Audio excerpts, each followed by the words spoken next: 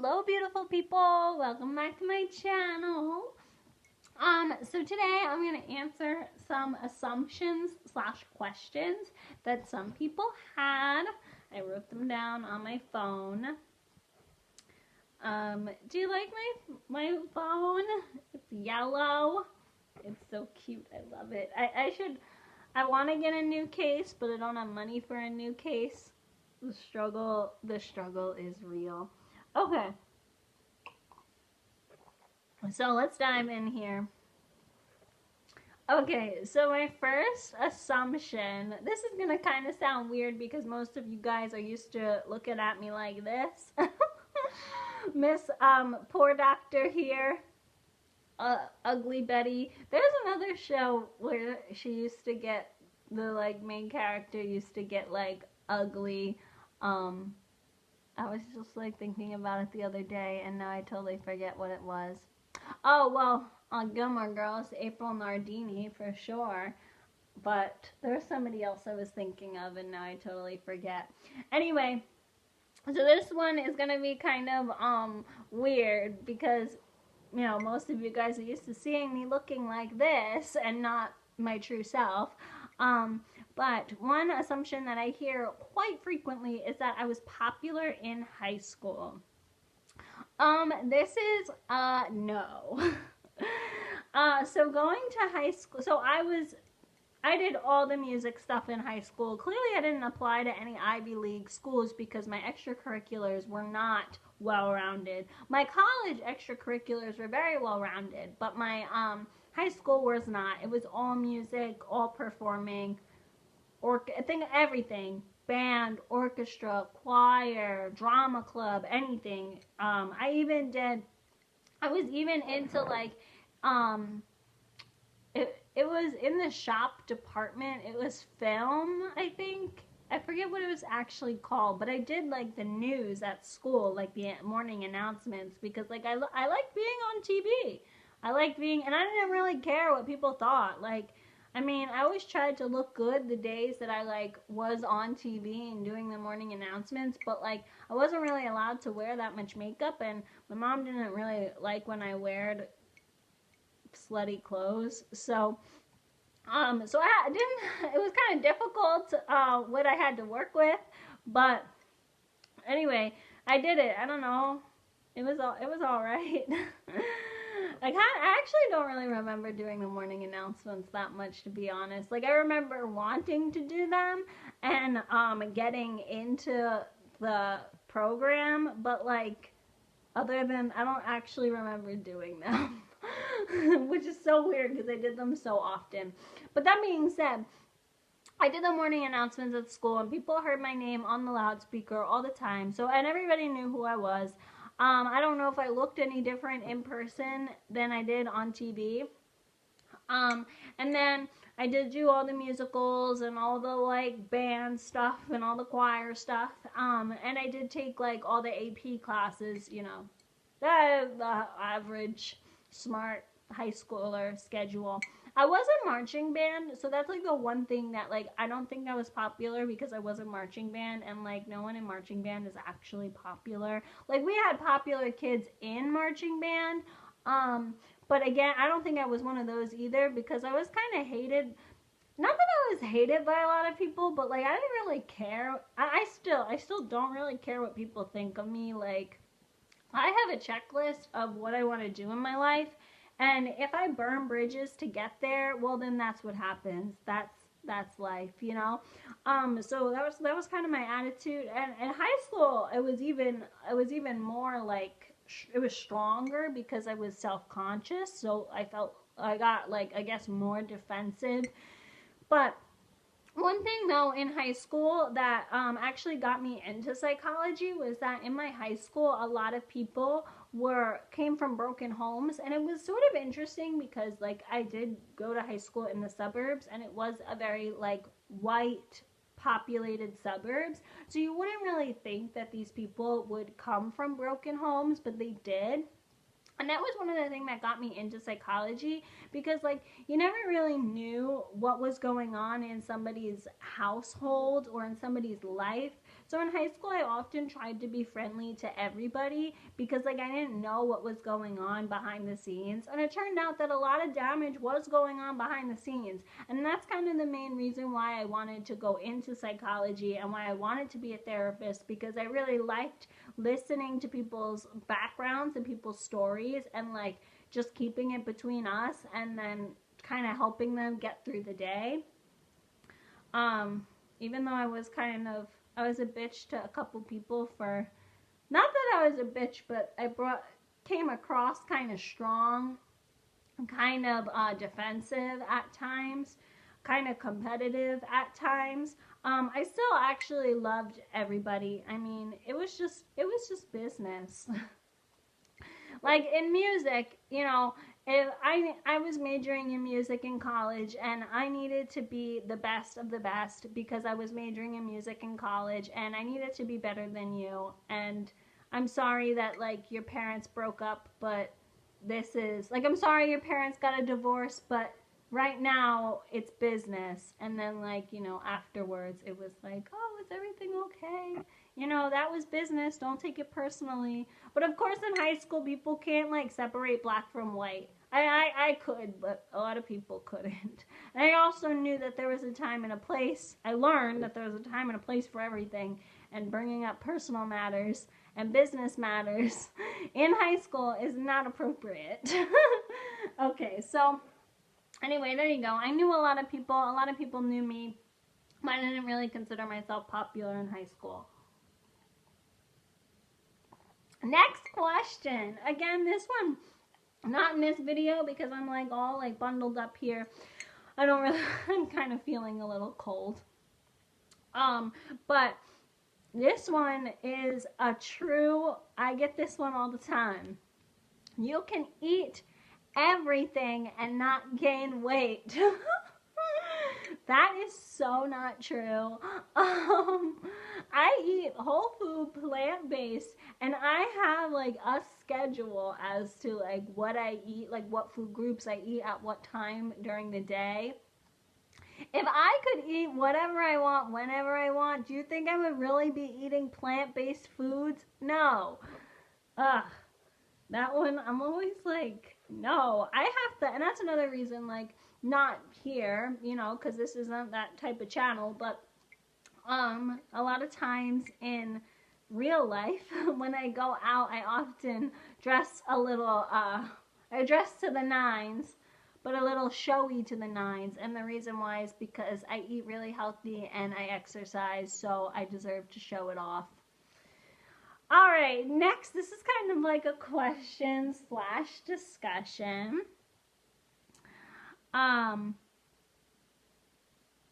So, it's worst guy experience.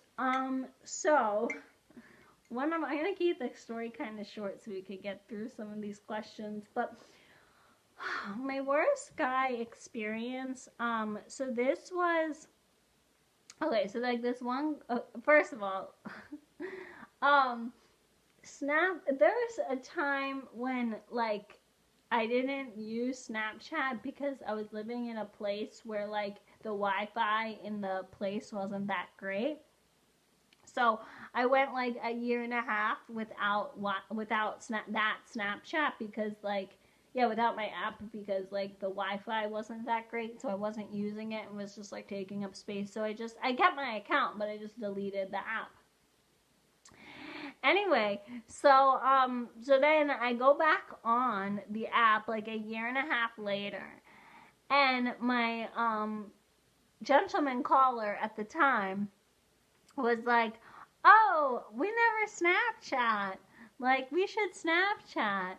And then my best friend was also saying the same thing, like, Megan, like you're never on Snapchat anymore, like, you know. So I was just like, yeah, you know, like I got rid of it because I was living in that one place that didn't have great Wi-Fi, but now I'm in a different place, so like I'm gonna try, like, you know, I'll log back on, whatever. So I download the app and I open it up, and everybody says that like, oh, the snaps like end, like they stop coming after a certain period of time. But like, you know, after a month of sitting there, they disappear. Well, they don't disappear. And I open my Snapchat, and it's like it's all the hoes from my days. And it was like, oh, I totally forgot I was in that stage. Anyway, there's a guy on there that he just kept like Snapchatting me, and like, and we weren't even like dating. Like, we maybe went on like 2 dates or something, and from him in particular there were all these Snapchats like, oh, I miss you, oh, I want to see you, oh, I really miss you. And I'm like, miss you? Like, we only went on 2 dates together, how could you possibly miss me? But that was probably the worst guy experience, because not that it was like an in-person experience, but like I saw the snaps, um, and then like there were Facebook messages and Instagram DMs and all this other stuff from the same person. Like, you know, some of the other guys, they just Snapchatted and like that was it. And then like, you know, probably didn't get a response and then like never responded back. But this guy was like crazy, like posted it everywhere, like all my feeds, you know. But then the one thing that he didn't like text me, and that's the thing that like I check the most. So, well, there you go. Worst, I guess it was more creepy guy encounter experience, confusing guy encounter experience, but there you go. Well, he wasn't, clearly he wasn't the one, because if he was smart enough, he would have known to text me. I don't know if anybody's seen, there's a meme of one of the Kardashians being like, oh, I blocked his number on X, Y, and Z. Why didn't he email me? And that's exactly, why didn't you text me? But I didn't block you, so not until that moment. Okay, are you an only child? No, actually. I have a little brother. He's actually my best friend. I have, this is the second question. Who is your best friend? I do have 2 best friends. So my brother is number 1, of course, because he's my brother. We're only like 2 years apart. So, he's older now, but he's still little. He always will be little. He needs help sometimes, especially when it comes to finance. And you know me, graduate certification in finance. So we often talk a lot. Anyway, so yeah, so he lives on his own and he works. He has a really wonderful job, and I'm really proud of him. So he's my best friend. We have a lot of, like, we don't really spend that much time together, but when we do, we have a lot of fun. We did go to Boston. We did a couple of spring breaks together, but 2 of my favorite vacations with him was, one, we went to Boston, and we stayed at a bed and breakfast, but it was like we stayed like they had it was 2 separate rooms. It was it was a bed and breakfast, but it wasn't actually a bed and breakfast. They just like they served breakfast, but it was a hotel. But it wasn't like a chain hotel, so maybe that's why they called it a bed and breakfast. But it was technically like an inn / motel sort of thing, because it was only 2 floors. But we stayed. It was so cute, and we each had our own separate room, but they were like connecting, and it was a lot of fun. And then the next trip we went on, we also stayed in a motel. I think it was like Motel 6 or Days Inn, one of those types of places, and it was in Pittsburgh. And that was so much fun. My brother made a mess in the bed, because he was like eating chips and salsa in bed, and then he made like this huge mess, and room service never came, or at least she didn't clean his side. It was so funny. Anyway, so he's my best friend, and then my other best friend is a girl, of course. We've been friends since birth because our mothers are friends. So she's my girl best friend. She's the one I would do skincare with and hair with and makeup with. She actually is really, really into skincare. So she knows everything about skincare and nails and pampering and shopping and handbags. I am not a handbag person. I don't like purses. They do not bring me joy. But they bring her joy and they bring a lot of other women joy, so that's why I like going shopping with her. I like going shopping with my brother too, but it's not as fun. See what I mean? Girls have best friends for different reasons. Okay, so next question was, did you enjoy college? AKA, did you drink and did you party?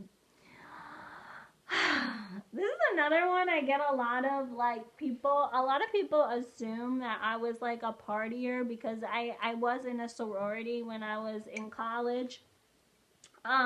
And it was a great experience. I would recommend sororities to everybody, because sorority and fraternity, because it's your one and only time to actually join a sorority or fraternity.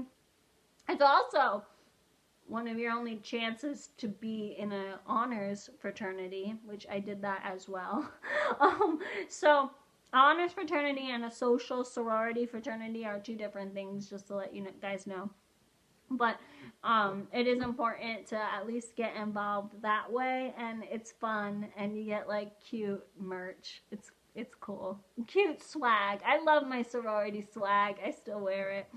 I actually put up a sign in my house, like in my childhood room at my house, with my sorority letters when I first moved, because I moved back for like a couple of months before starting my internship. I moved home for like 2 months, and then so I put my sorority swag up, and my dad had a flip out because he thought that the neighbors were gonna like get scared that the house was being taken over. It was so funny. Anyway, so yeah, so here's what happened in college. So in undergrad, I was a music therapy major, and it was really hard, and it was horrible. It was really stressful. I wouldn't recommend being a music major. But so I did party, and I made it a point to like go out once a month, like do a big shebang like once a month or one weekend a month. It often happened whenever like either nothing was due, like so at the beginning of the semester I did a big shebang, or like at the end of the semester, because like once juries were over, like we didn't, or even before juries, like that week, because for music majors we didn't have finals, so like usually the like second to last weekend in the semester, right before finals week, usually all of our assignments were done. So I usually did a big shebang that weekend too. Sometimes before a break, like spring break, I remember like 3 weeks before spring break was usually like a dead period. And then there'd be a couple times like in October, like around, it was never Halloween weekend, but it was always like around Halloween weekend.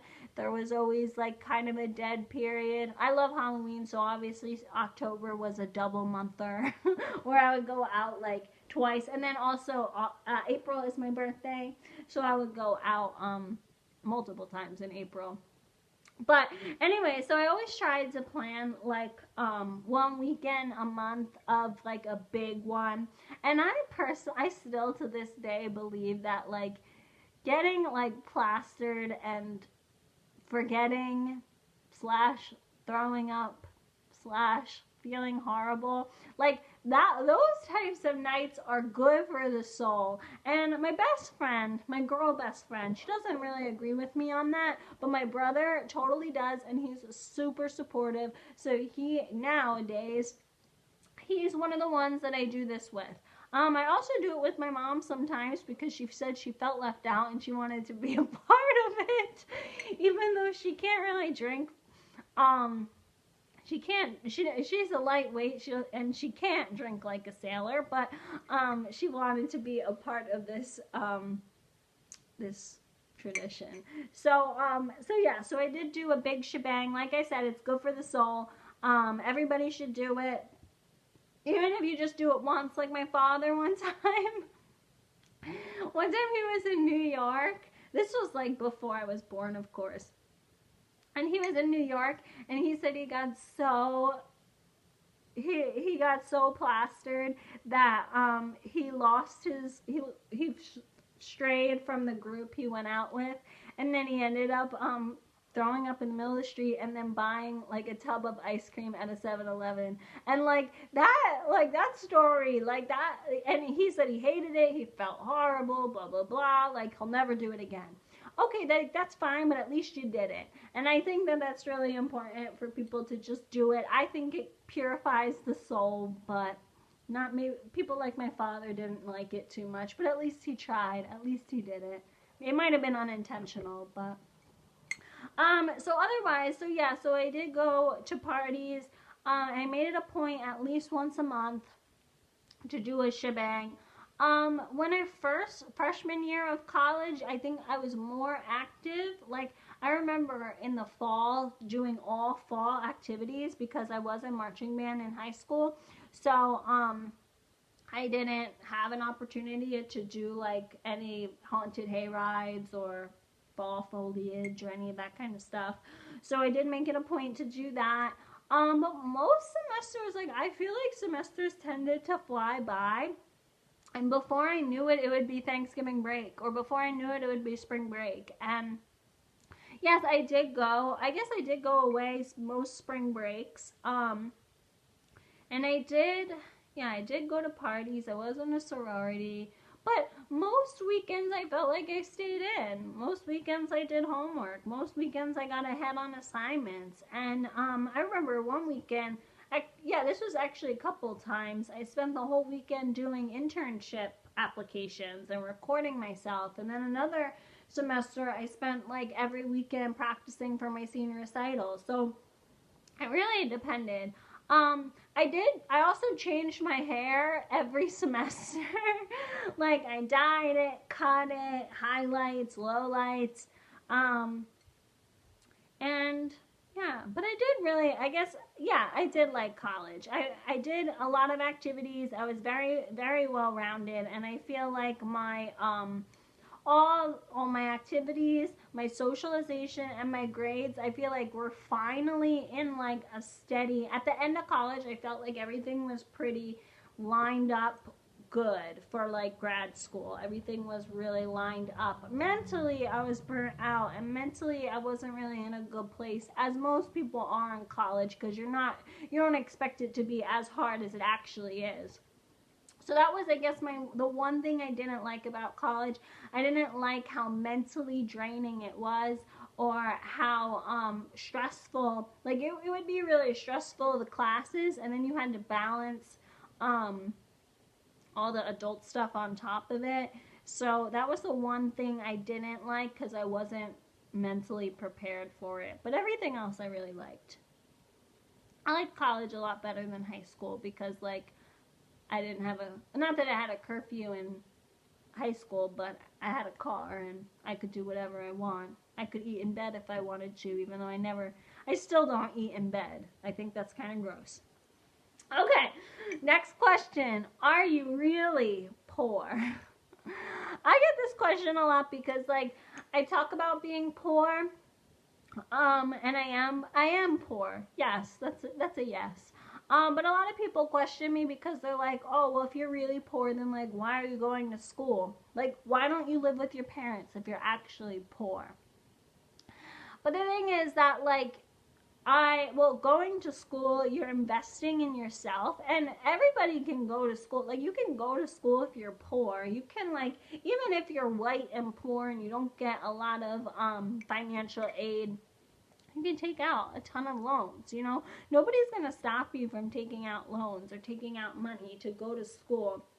Especially if you're going to school for something that's a guaranteed payoff, like finance, you know. I mean, music therapy is a little iffy because it's not, like, necessarily a guaranteed payoff, the loan.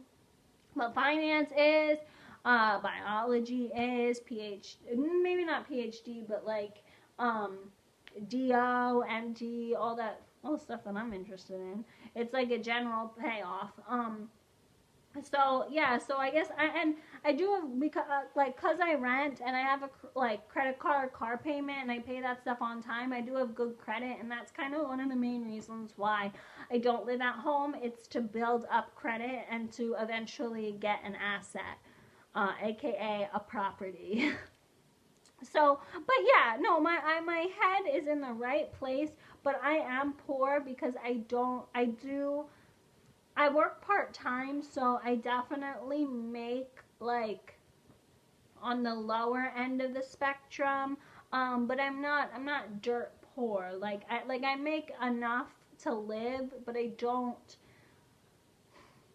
don't make as much as a full-time worker. I don't have a managerial position, so I don't have a lot of responsibility at work, and when you have more responsibility, you do get paid more. I don't make any money from YouTube. Um, but yeah, so I think I'm poor, especially since I'm a full-time student. I think that's like, we'll leave it at that. Yes, I'm definitely poor because I'm a full-time student and I only work part-time. Okay, favorite Disney princess. I don't know if you guys could see, but Little Mermaid, Ariel, she's my favorite. This sweatshirt is actually from the Disney store. It is a child's large, 10 to 12, and it still fits. I got this when I was in 4th grade. In case anyone was... No, I'm sorry, 3rd grade. I got this in 3rd grade. I got my green one in 4th grade, which I have at my parents' house for emergencies. But yeah, Little Mermaid is my favorite Disney princess. I just love her red hair, as everybody does. I don't know if you can like see in the camera, but like, I do have red in my hair naturally. Actually, my parents have black curly hair, both of them, just like a typical Armenian. And then my mom said she always wanted a red hair baby girl with straight hair. And that's what she got, a red hair baby girl with straight hair. Now, I don't have red hair. It's only, my hair is brown, and there's certain parts that are red, or have like a reddish tint. But when I dye my hair, I always dye it like a tint of red. And that's another reason why, like, in college, I dyed my hair, and I often got it done at the salon because I was getting shades of red, and red is kind of a finicky pigment color, especially when you're dyeing your hair. So, but yeah. So Little Mermaid's my favorite princess. I like Mulan also. That was pretty darn cool. I like the storyline of Mulan because it was kind of different. And like the fact that she like when I was little, I thought it was so crazy that she like cut her hair, like she went from being this proper maiden to a man, and she didn't care. Like she just did it because it was or at least she thought it was the right thing to do. No ifs, ands, or buts. And as a kid, I couldn't really. It was hard for me to understand. I didn't really grasp it, but it was, it was like, what? Like, she's not mad. She's not mad that she had to give up this, like, nice, pretty, like, life to do the right thing. And I thought that was pretty cool. So Mulan, and then I guess Jasmine's, third. And I say I guess because, like, she's Middle Eastern. I think she's supposed to be from Morocco. At least that's what they said in Epcot. But, and I don't know, Jasmine, like, I like Jasmine, but I don't like the fact, like, I don't know, I kind of think she's a little privileged. Because, because she's already a princess, and, like, I mean, I know she was unhappy with her life, but, like, I'm sorry, I have no sympathy for, like, rich people who are unhappy with their lives. Like, you could just walk out. You can just leave. Like, and then none of them. I mean, it's a story, like, and she ended up meeting Aladdin, and she fell in love, and he taught her. I liked that about the story, that he taught her and he showed her, and they went on adventures together. So that was pretty cool. But in real life, like, I I don't have any sympathy for rich people that are like mad at their lives, like, because you can always walk out, you can always move, you can always take off, but then you're not going to get money and you're not going to get that trust fund, and that's usually what stops people in real life. Usually they don't, like, in real life, Jasmine wouldn't marry Aladdin. She'd marry somebody that her dad set her up with, and she wouldn't complain about it. And she'd sit there and she'd be miserable, but she wouldn't say anything. And that's what would happen in real life. And that's why, I don't know. I don't have sympathy for rich people that are mad at life. I don't have sympathy for anybody who's mad at life. Like, you're in charge of your life. Like, shut up and go do something about it if you're so mad. Okay, next one. Do you still practice music therapy? This is a really difficult one because, like, I do try to promote and run a music therapy channel. But I don't. I am going to post some videos of me, like, singing and doing music therapy songs. I can't post any sessions because of, like, client, issues. But to be perfectly honest with you guys, I never liked implementing. Like, I don't like implementing sessions, which is kind of, like, strange because I love performing. But implementing a session and performing are two different things. When you implement a session, you are creating this session from scratch. And you are, like, coming up with it on your own. You're putting a lot of time into it and a lot of effort. And then when you go and you present it to your clients, at least for me, because, like, I'm in the medical field, so, like, when I worked in rehab, it was almost like the patients didn't really get it. Like, they didn't get how much time I would put into it. And then when I was in, like, nursing homes, they really didn't get it. And I guess, like, I kind of took it personally because, like, here I am, like, sharing my personal feelings, and yeah, so no, I don't practice music therapy. I was getting kind of frustrated and burnt out, but I was getting frustrated and burnt out because of implementation. Like, I don't like implementing sessions. I never actually did. I don't know how I got through my internship going, like, implementing sessions, to be perfectly honest with you guys, because I never really liked it. But what I do like about music therapy is I liked being a manager, I liked being a supervisor, I liked being in charge, I liked critiquing, and same, actually, believe it or not, in marching band too. I liked being a student leader, I liked critiquing, I liked helping, but I didn't necessarily like marching. I didn't necessarily like performing and in marching band. And music therapy is kind of the same way. I don't really like doing a music therapy session, but I like having interns and coaching them and directing them and assisting them. But no, right now I am not working in a music therapy setting.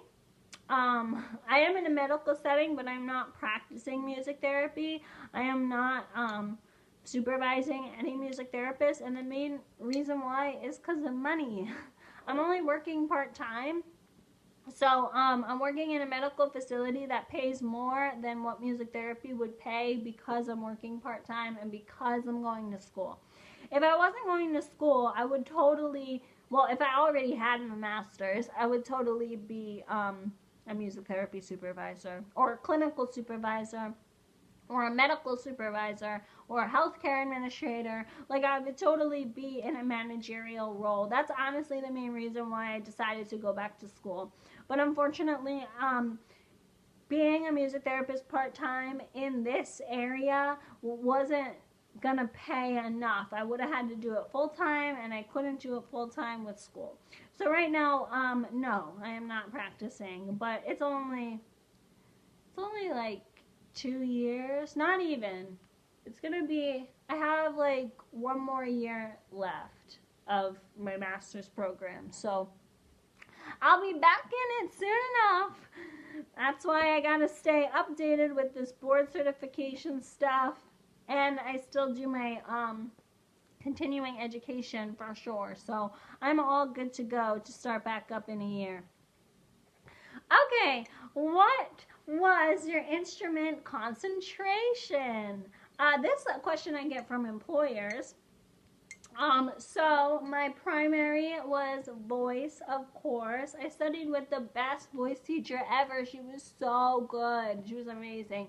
She did teach a lot of famous individuals, but she never really talked about that. But she was so good. Oh my god, she was amazing. And then my secondary instrument was flute. I I like singing voice solo. That's why voice was my primary, and then flute was my secondary because I like playing in orchestra, and I still like playing in orchestra. I don't use my flute in music, or I didn't use my flute in music therapy. It kind of made me sad that I didn't really know how to use it if I was the lone music therapist.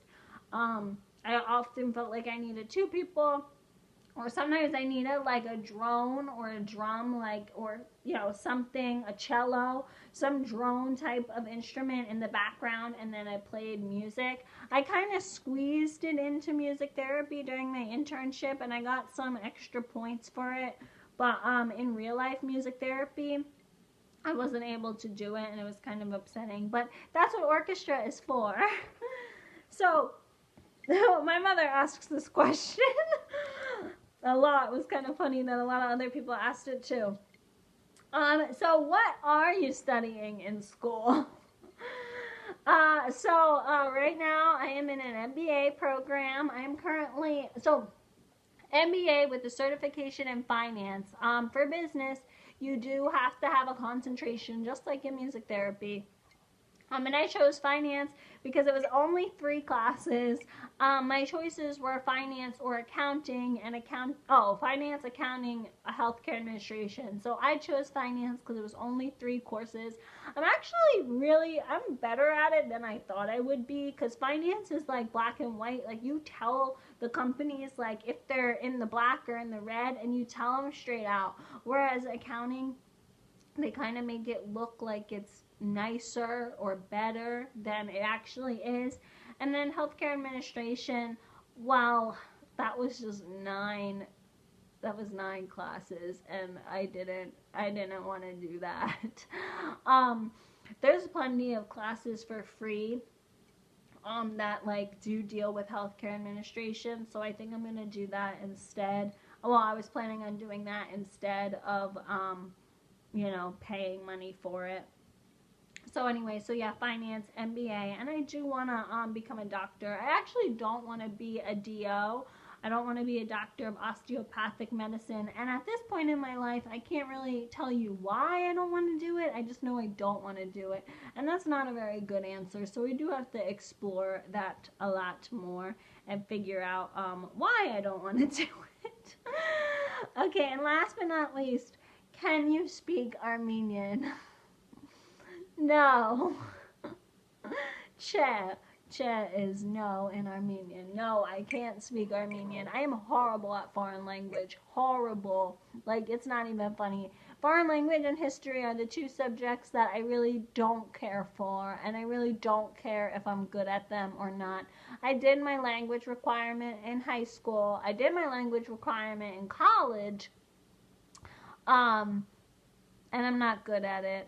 But I am actually, my Prince Charming and I, because AGBU has free classes, and they teach you how to learn Eastern and Western Armenian.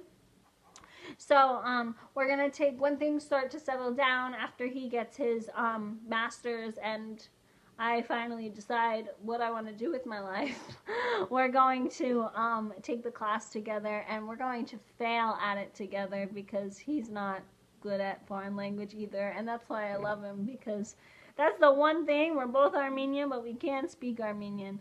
But I will give you one of my favorite phrases that my mother taught me, and the phrase is, the window is open, right? And you say, Badawana patsa, the window is open. And I remember she taught me that phrase, and I was like, why are you teaching me this phrase? Like, I never ever said the phrase, the window is open. Like, I don't even care, I've never said it. Like, I've never even heard it in America. So, like, I don't really understand. And then we go to Armenia, and it's literally like a desert. I went in the summer. It's literally like a desert, right? It's so hot. It's so hot.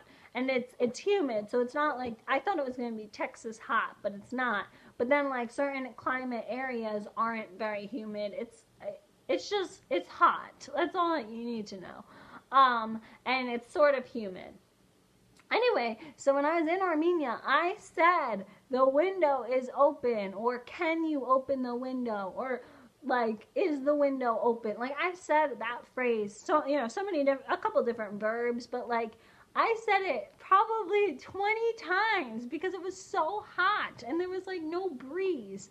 And it was like, that is so funny that like, that's, I remember learning that phrase and being like, I've never said this phrase in my entire life. And then going to Armenia and saying it 20 times in a week. Like, so there you go. And I don't even know if it's grammatically correct, but maybe one day when I take Armenian lessons, I'll actually learn. Anyway, so I hope you guys enjoyed learning more about me. I like talking about myself. Can you tell that I was the firstborn? People walk on the ground. People kiss the ground I walk on. No, I'm just kidding. Okay, have a great day, everyone. I don't know how to say goodbye in Armenian because there is no goodbye. But anyway, bye.